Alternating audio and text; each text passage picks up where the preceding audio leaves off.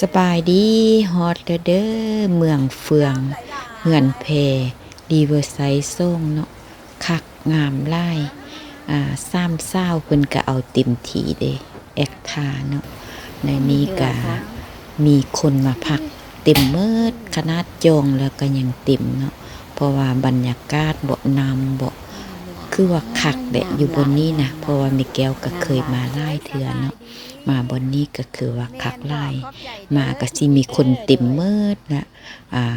สถานที่แห่งนี้นะต้องได้จองล่วงหน้าเนาะโดยคนที่มาก็มาแต่ไทยมาแต่ต่างประเทศอันนี้ก็เป็นเจ้าของ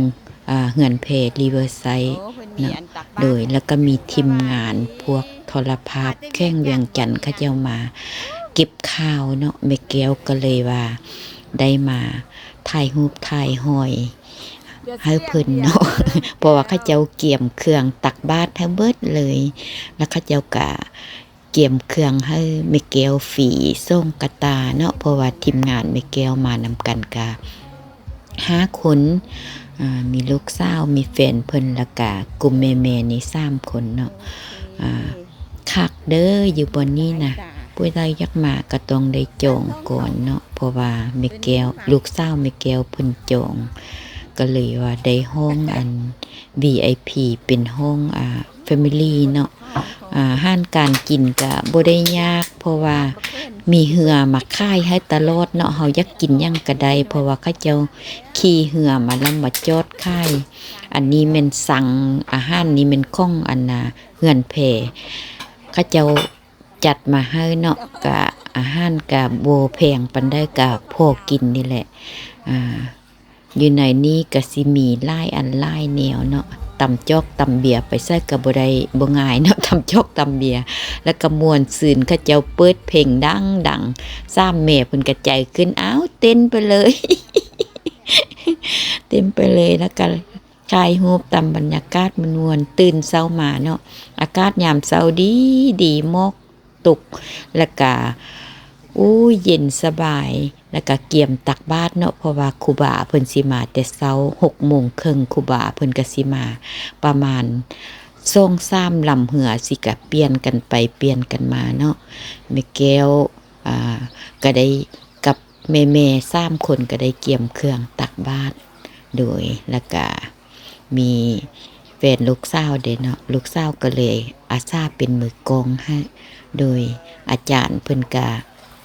ฮู้จักแม่แก้วเนาะเพิ่นว่าเคยติดตามแม่แก้วอยู่ว่าซั่นคือรับพรได้โยมเด้อเอาพรเอาบุญนำกันเด้อเคนิคายุโกภาวะอภิวาทนาสิริสานิจังวุฒาวัญจานิโน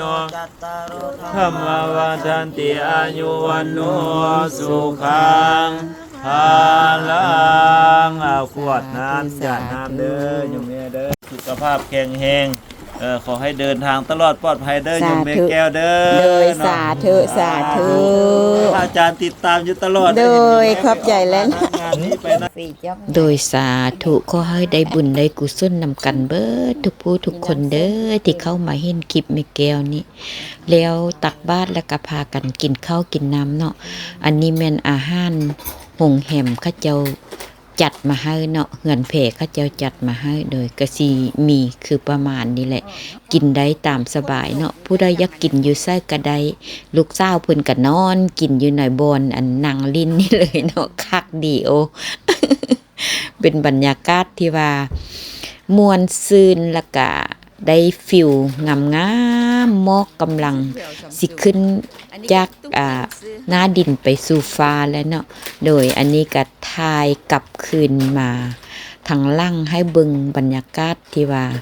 ยามเช้าเนาะผู้ใดก็กินอาหารเช้าที่ว่าโรงแรมบ้านพักหรือว่ารีสอร์ทเขาเจ้าจัดมาให้เนาะมาฮอดนี้ก็ขอจบคลิปแต่เพียงเท่านี้เด้อลาก่อนบ๊ายบา